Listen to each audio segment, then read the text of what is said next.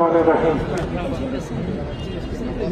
Major general Mahmudul হাসানের জানাজায় আমি আপনাদের সবাইকে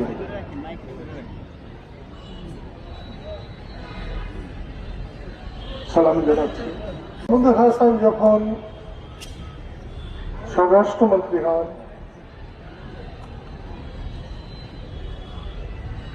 ঢাকার মেয়র হন, তখন আমি নির্বাসনে ছিলাম। একদিন আমার মা তার সঙ্গে দেখা করল, আর আমি তার সঙ্গে একসঙ্গে জেল খেটেছি 90-এর আন্দোলনের পরে। আপনাদের কাছে অনুরোধ করব, আজকে যারা এই হাত তুলে একবার বলেন, হে আল্লাহ, আপনার এই বান্দাকে আপনি মাফ করুন, বেহেশতের সর্বোচ্চ স্থান দিন এবং তার পরিবার পরিজনকে এই শোক সইবার শক্তি দিন। আমিন।